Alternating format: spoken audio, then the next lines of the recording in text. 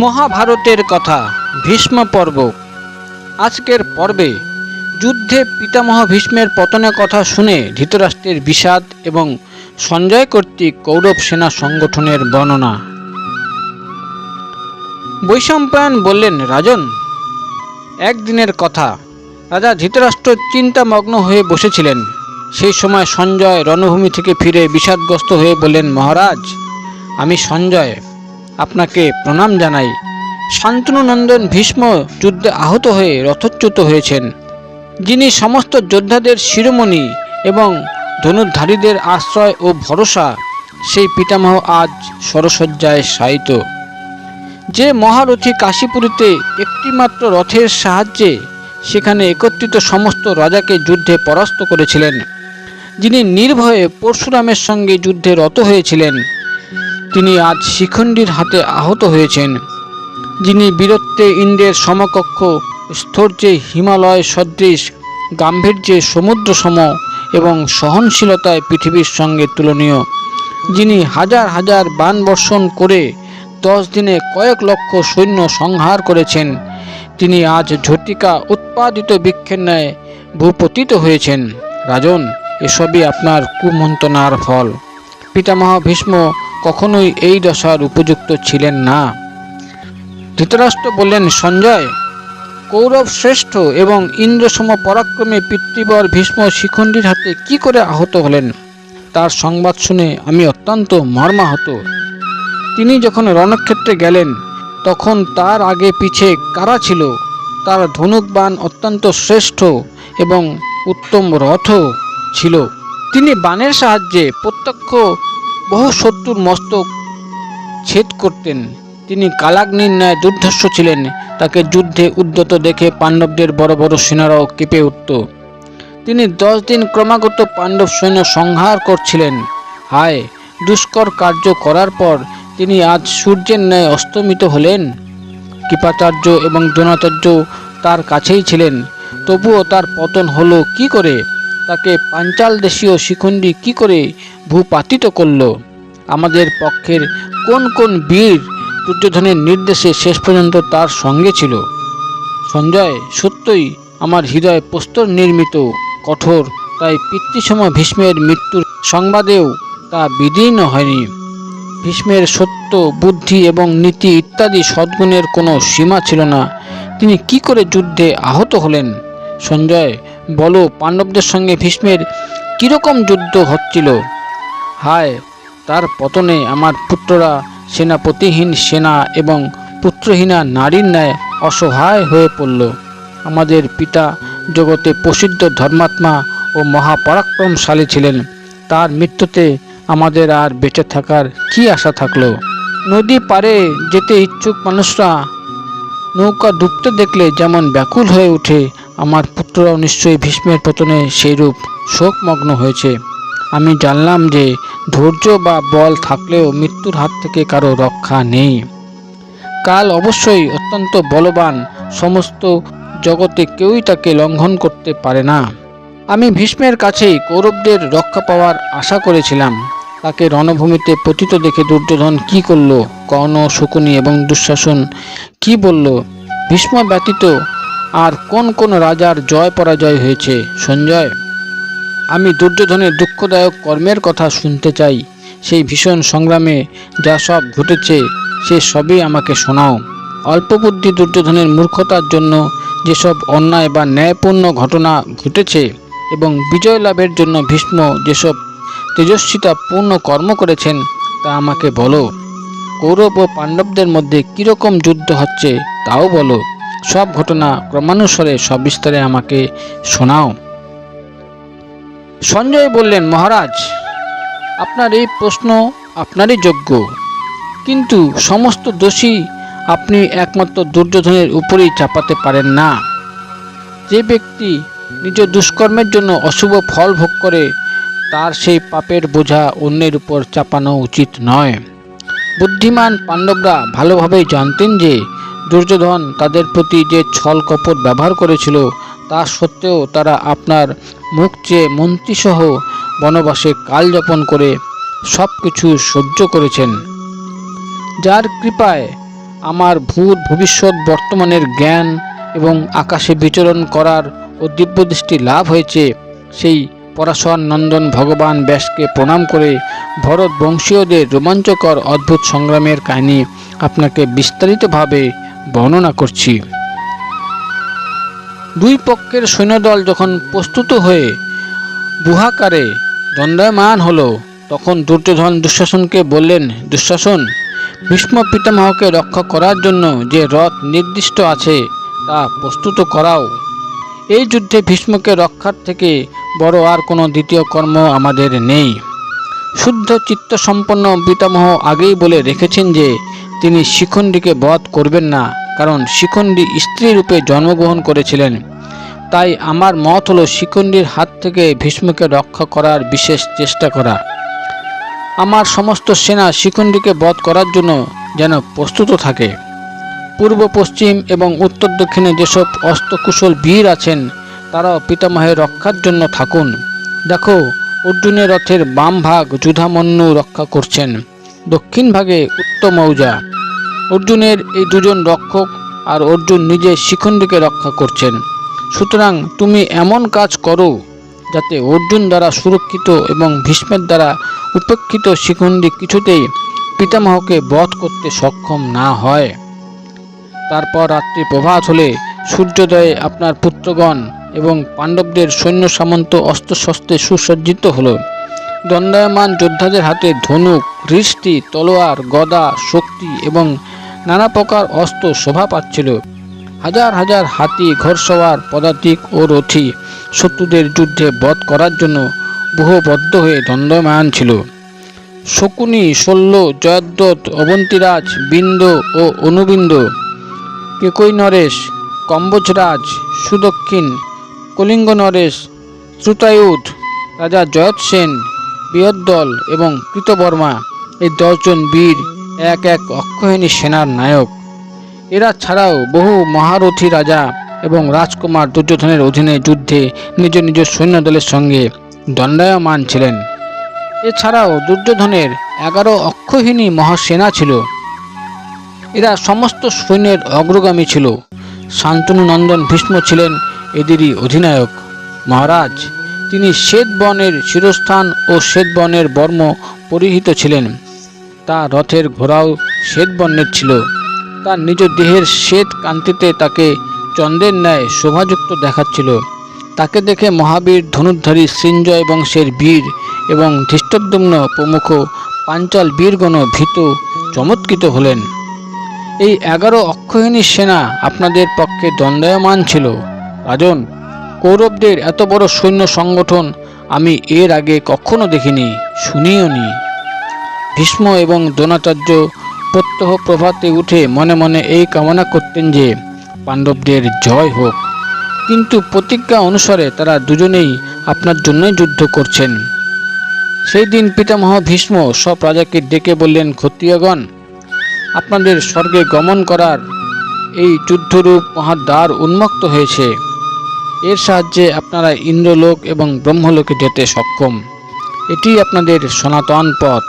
আপনাদের পূর্বপুরুষগণ এটি অনুসরণ করেছেন। রুগ্ন হয়ে গৃহে শায়িত অবস্থায় প্রাণত্যাগ করা ক্ষত্রিয়ের কাছে অধর্ম বলে মনে করা হয়। যুদ্ধে মৃত্যুই সনাতন ধর্ম। ভীষ্মের কথা শুনে সব রাজাই নিজ নিজ উত্তম রথে আরোহণ করে সৈন্য শোভা বৃদ্ধি করে যুদ্ধের জন্য অগ্রসর হলেন। শুধু কর্ণ তার বন্ধুদের সঙ্গে থেকে গেলেন। সমস্ত কৌরব সেনার সেনাপতি পিতামহ ভীষ্ম রথে আসীন হয়ে সূর্যের ন্যায় শোভাবৃদ্ধি করছিলেন। তার রথের ধ্বজায় বিশাল তালবৃক্ষ এবং 5টি তারাচিহ্ন শোভা পাচ্ছিল। আপনাদের পক্ষে যত মহাধনুর্ধর রাজা ছিলেন তারা সকলেই শান্তনু নন্দন ভীষ্মের নির্দেশে যুদ্ধের জন্য তৈরি হলেন। আচার্য দ্রোণের যে ধ্বজা উড়ছিল তাতে স্বর্ণবেদী, কমণ্ডলু এবং ধনুক চিহ্ন দেখা যাচ্ছিল। কৃপাচার্য তার বহুমূল্য রথে বৃষচিহ্নিত ধ্বজা দ্বারা শোভিত হয়ে এগিয়ে যাচ্ছিলেন। রাজন, এইভাবে আপনার পুত্রের সৈন্যদলের এক অক্ষয়িনী সেনা যেন গঙ্গায় মিলিত যমুনার ন্যায় পতিত হচ্ছিল। উভয় পক্ষের সৈন্যদলের ব্যূহ রচনা। ধৃতরাষ্ট্র জিজ্ঞাসা করলেন, সঞ্জয়, ভীষ্ম তো মনুষ্য, দেবতা, গন্ধর্ব এবং অসুর দ্বারা তৈরি ব্যূহ রচনার কৌশল জানতেন। তিনি যখন আমাদের একাদশ অক্ষয়হিনী সেনার দ্বারা ব্যূহ রচনা করেন, পাণ্ডুনন্দন যুধিষ্ঠির তখন তার সামান্য সেনা দিয়ে কিভাবে ব্যূহ রচনা করলেন? সঞ্জয় বললেন, মহারাজ, আপনার সেনাদের সুসজ্জিত ব্যূহ দেখে ধর্মরাজ যুধিষ্ঠির অর্জুনকে বললেন, ভাই, মহর্ষি বৃহস্পতির কথায় আমরা জেনেছি যে শত্রু অপেক্ষা যদি নিজ পক্ষের সৈন্য কম হয় তাহলে তাদের পিছিয়ে কিছু দূরে রেখে যুদ্ধ করা উচিত, আর যদি নিজেদের সৈন্য বেশি হয় তবে ইচ্ছামতো সৈন্য সমাবেশ করে যুদ্ধ করা উচিত। অল্প সৈন্য নিয়ে যদি অধিক সৈন্যের সঙ্গে যুদ্ধ করতে হয় তাহলে তাদের সূচিমুখ নামক ব্যূহ রচনা করা উচিত। আমাদের সৈন্যদল শত্রুপক্ষের সৈন্যের তুলনায় খুবই অল্প, সুতরাং তুমি উপযুক্ত ব্যূহ রচনা করো। একথা শুনে অর্জুন যুধিষ্ঠিরকে বললেন, মহারাজ, আমি আপনার জন্য বজ্র নামক দুর্ভেদ্য ব্যূহ রচনা করছি। এই ব্যূহ ইন্দ্র বর্ণিত দুর্জয় ব্যূহ। এর শক্তি বায়ুর ন্যায় প্রবল এবং শত্রুদের কাছে দুঃসহ। যোদ্ধাদের অগ্রগণ্য ভীমসেন এই ব্যূহে আমাদের সম্মুখে থেকে যুদ্ধ করবেন।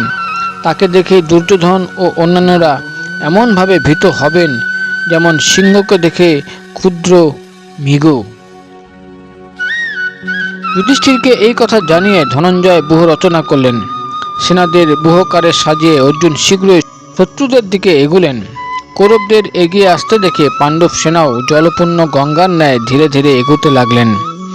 ভীমসেন, ধৃষ্টদ্যুম্ন, নকুল, সহদেব এবং ধৃষ্টকেতু এরা সৈন্যদের অগ্রবর্তী হয়ে চললেন। এদের পশ্চাতে রাজা বিরাট, তার ভ্রাতা, পুত্র এবং এক অক্ষয়িনী সেনা নিয়ে তাদের রক্ষা করছিলেন। নকুল ও সহদেব ভীমসেনের উভয় দিকে থেকে তার রথের দুপাশ রক্ষা করছিলেন।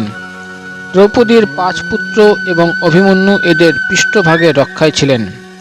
এদের পিছনে যাচ্ছিলেন শিখণ্ডী, যিনি অর্জুনের রক্ষণাবেক্ষণ থেকে ভীষ্মের বিনাশ সাধনে প্রস্তুত হয়েছিলেন। অর্জুনের পিছনে মহাবলী সাত্যকী ছিলেন এবং যুধামন্যু ও উত্তমৌজা তাদের চক্র রক্ষা করছিলেন। কৈকেয়, ধৃষ্টকেতু এবং বলবান চেকিতানও অর্জুনের রক্ষায় নিযুক্ত ছিলেন। অর্জুন নির্মিত বজ্রব্যূহ সমস্ত ভীতি আশঙ্কাশূন্য ছিল। তার মুখ সব দিকে প্রসারিত এবং দেখতে ছিল অতি ভয়ঙ্কর। বীরদের ধনুক বিদ্যুতের ন্যায় চমকিত হচ্ছিল। স্বয়ং অর্জুন গান্ডীব ধনুক হাতে তাদের রক্ষা করছিলেন। এদের ভরসাতেই পাণ্ডবেরা আপনার সৈন্যের সম্মুখীন হয়েছে। পাণ্ডবদের সুরক্ষিত সেই ব্যূহ মানব জগতের পক্ষে সর্বতোভাবে অজেয় হয়েছিল। এর মধ্যে সূর্যোদয় হওয়ায় সমস্ত সৈনিক সন্ধ্যা বন্দনা করতে শুরু করলেন। তখন আকাশ মেঘমুক্ত থাকলেও মেঘগর্জন শোনা যাচ্ছিল। তারপর প্রচণ্ড ঝড় শুরু হলো এবং ধুলোয় সব দিক ভরে গেল। পূর্ব দিকে উল্কাপাত শুরু হলো। উদীয়মান সূর্যের সঙ্গে আঘাত খেয়ে উল্কাগুলি ভয়ানক শব্দ করে পৃথিবীতে নিপতিত হয়ে বিলীন হয়ে গেল। সন্ধ্যা বন্দনাদির পর যখন সব সৈনিক প্রস্তুত হতে শুরু করলো তখন সূর্যের আলো প্রায় নিভে গেল এবং পৃথিবী ভয়ানক শব্দ করে কম্পিত হতে লাগলো। সব দিকে বজ্রপাত হতে লাগলো। পাণ্ডবরা যুদ্ধের সম্মুখীন হওয়ার জন্য ভীমসেনকে সামনে রেখে আপনার পুত্রদের সামনে ব্যূহ রচনা করে দাঁড়ালেন। গদাধারী ভীমকে ব্যূহের সামনে দেখে আমাদের যোদ্ধাদের মুখ মলিন হয়ে গেল। ধৃতরাষ্ট্র জিজ্ঞাসা করলেন, সঞ্জয়, সূর্যোদয় হলে ভীষ্মের অধিনায়কত্বে আমার পক্ষের বীররা এবং ভীমসেনের সেনাপতিত্বে উপস্থিত পাণ্ডব পক্ষের সৈনিকদের মধ্যে প্রথমে কারা যুদ্ধের জন্য হর্ষ প্রকটিত করে? সঞ্জয় বললেন, নরেন্দ্র, দুই পক্ষের সেনার অবস্থাই একরকম ছিল। দুই পক্ষই যখন একে অপরের কাছে এলো দুই পক্ষকেই প্রসন্ন দেখাচ্ছিল। হাতি, ঘোড়া এবং রথ পরিপূর্ণ দুপক্ষের সেনাদের শোভা বিচিত্র সুন্দর হয়েছিল।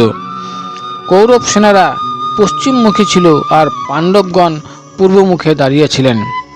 কৌরব সেনাদের দৈত্যরাজের সৈন্যের ন্যায় দেখাচ্ছিল আর পাণ্ডব সেনাদের সেনা দেবরাজ ইন্দ্রের সেনার শোভায়মান ছিল।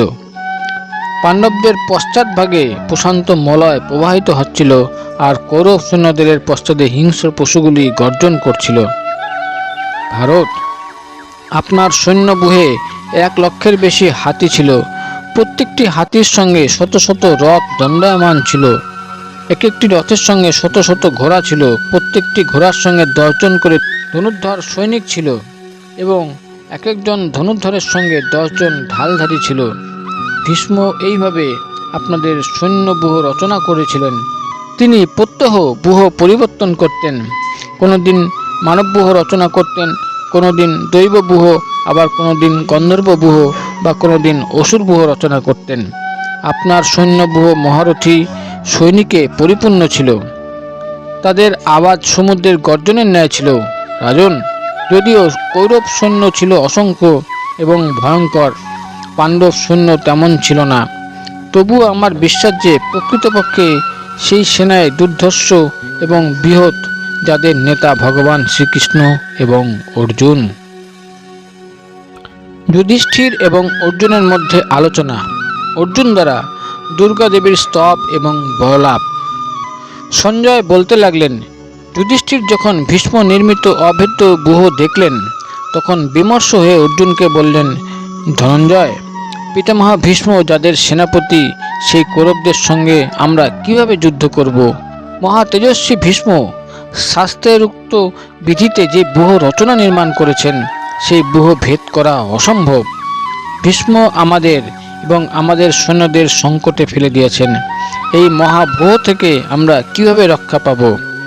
শত্রু দমন অর্জুন তখন যুধিষ্ঠিরকে বললেন, রাজন, যে যুক্তির সাহায্যে অল্প সংখ্যক ব্যক্তিও বুদ্ধি, গুণ এবং সংখ্যায় নিজের থেকে অধিক থাকলেও বিপক্ষের উপর জয়লাভ করে, তা আমার কাছে শুনুন।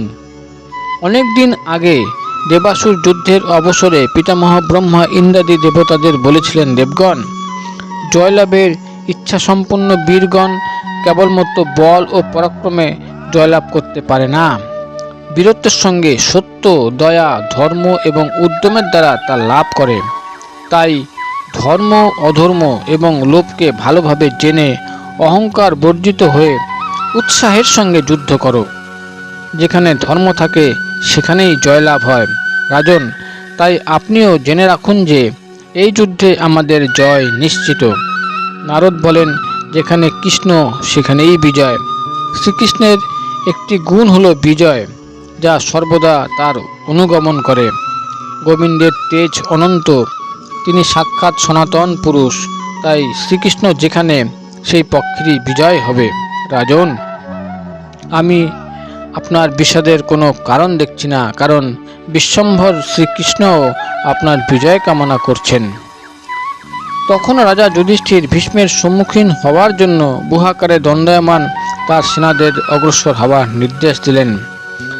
তার রথ ইন্দ্রের রথের মতোই সুন্দর ছিল। তার উপর যুদ্ধের সমস্ত সামগ্রী সজ্জিত ছিল। যুধিষ্ঠির রথে আরোহণ করলে তার পুরোহিত শত্রুনাশ হোক বলে আশীর্বাদ করলেন এবং ব্রহ্মর্ষি ও ক্ষত্রিয় বিদ্বানগণ জপ, মন্ত্র এবং ঔষধির দ্বারা স্বস্তি বাচন করতে লাগলেন। রাজা যুধিষ্ঠিরও বস্ত্র, গাভী, ফল, ফুল এবং স্বর্ণমুদ্রা ব্রাহ্মণদের দান করে যুদ্ধের জন্য যাত্রা করলেন। ভীমসেন আপনার পুত্রদের বধ করার জন্য ভয়ানক রূপ ধারণ করেছিলেন। তাকে দেখে আপনার যোদ্ধারা ভয় পেয়ে গিয়েছিল। ভগবান শ্রীকৃষ্ণ তখন অর্জুনকে বললেন, নরশ্রেষ্ঠ, যিনি সৈন্যদের মধ্যভাগে সিংহের ন্যায় দণ্ডায়মান হয়ে আমাদের সৈন্যদের দিকে তাকিয়ে আছেন, তিনি হলেন কুরুকুলের ধ্বজা উত্তোলনকারী পিতামহ ভীষ্ম। মেঘ যেমন সূর্যকে ঢেকে রাখে, তেমনি এই সৈন্যদল মহানুভব ভীষ্মকে ঘিরে রেখেছে। তুমি প্রথমে এই সেনাদের বধ করে তবেই ভীষ্মের সঙ্গে যুদ্ধ করবে। তারপর ভগবান শ্রীকৃষ্ণ কৌরব সেনাদের দিকে দৃষ্টিপাত করে যুদ্ধের সময় আগত দেখে অর্জুনের হিতার্থে বললেন, মহাবাহ, যুদ্ধের প্রারম্ভে শত্রুদের পরাজিত করার জন্য তুমি পবিত্র হয়ে দুর্গা দেবীর স্তব করো। ভগবান বাসুদেবের নির্দেশে অর্জুন রথ থেকে নেমে হাত জোর করে দুর্গা দেবীর স্তুতি করতে লাগলেন। মন্দারাচল নিবাসিনী সিদ্ধদের সেনা নেত্রী আর্যে, তোমাকে বারংবার প্রণাম। তুমি কুমারী, কালী, কাপালী, কপিলা, কৃষ্ণ, পিঙ্গলা, ভদ্রকালী এবং মহাকালী প্রভৃতি নামে প্রসিদ্ধা। তোমাকে বারবার প্রণাম। দুষ্টের উপর প্রচণ্ড কুপিত হওয়ায় তোমাকে চণ্ডী বলা হয়। ভক্তদের সংকট থেকে তারণ করায় তারিণী বলা হয়। তোমার দেহের দিব্য বর্ণ অতি সুন্দর, আমি তোমাকে প্রণাম করি। মহাভাগো, তুমি সৌম্য এবং সুন্দর রূপসম্পন্ন কাত্যায়নী, আবার বিকট রূপধারিণী কালী। তুমি জয়া ও বিজয়া নামে বিখ্যাত। তোমার ধ্বজা ময়ূরপুচ্ছের, নানা অলঙ্কার তোমার অঙ্গ শোভা বৃদ্ধি করে। ত্রিশূল, খড়গ ইত্যাদি অস্ত্র তুমি ধারণ করেছ। তুমি নন্দগোপের বংশে অবতার হয়ে এসেছিলে, তাই তুমি গোপেশ্বর শ্রীকৃষ্ণের কনিষ্ঠা ভগিনী। গুণ ও প্রভায় সর্বশ্রেষ্ঠ। মহিষাসুরকে বধ করে তুমি বড়ই প্রসন্ন হয়েছিলে। কুশিক গোত্রে অবতার হওয়ায় তুমি কৌশিকী নামে প্রসিদ্ধ। তুমি পীতবস্ত্র ধারণকারিণী। শত্রুদের দেখে যখন অষ্ট হাস্য করো, তখন তোমার মুখ চক্রের ন্যায় উদ্ভাসিত হয়। যুদ্ধ তোমার অত্যন্ত প্রিয়, আমি তোমাকে বারংবার প্রণাম করি। উমা, শাকম্ভরী, শ্বেতা, কৃষ্ণা, কৈটব নাশিনী, হিরণাক্ষী, বিরূপাক্ষ এবং শুধুমাক্ষী প্রমুখ নাম ধারণকারী দেবী, তোমাকে অজস্রবার নমস্কার। তুমি বেদের স্তুতি। তোমার স্বরূপ অত্যন্ত পবিত্র। বেদ ও ব্রাহ্মণ তোমার প্রিয়। তুমি জাত বেদা অগ্নির শক্তি। জম্বু, কটক ও মন্দিরে তোমার নিত্য নিবাস। সমস্ত বিদ্যার মধ্যে তুমি ব্রহ্মবিদ্যা এবং দেহধারীদের মহানিদ্রা। ভগবতী, তুমি কার্তিকের মাতা। দুর্গম স্থানে বাস করায় দুর্গা। সাহা, সধা, কলা, কাষ্ঠা, সরস্বতী, বেদমাতা সাবিত্রী ও বেদান্ত, এ সবই তোমারই নাম। মহাদেবী, আমি বিশুদ্ধ হৃদয়ে তোমার স্তব করছি। তোমার কৃপায় এই রণাঙ্গনে আমার সর্বদা জয় হোক। মা, তুমি ঘোর জঙ্গলে, ভয়পূর্ণ দুর্গম স্থানে, ভক্তের গৃহে এবং পাতালে নিত্য নিবাস করো। যুদ্ধে দানবদের পরাজিত করো। তুমি মোহিনী, মায়া, হ্রি, শ্রী, সন্ধ্যা, প্রভাবতী, সাবিত্রী এবং জননী। তুষ্টি, পুষ্টি, ধৃতি এবং সূর্যচন্দ্রের দীপ্তি বৃদ্ধিকারীও তুমি। তুমি ঐশ্বর্যবানদের বিভূতি। যুদ্ধভূমিতে সিদ্ধ ও চারণ তোমাকেই দর্শন করেন।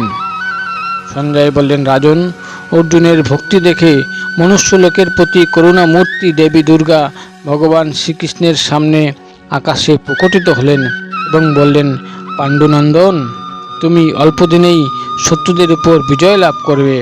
তুমি সাক্ষাৎ নর। তোমার সাহায্যকারী নারায়ণ।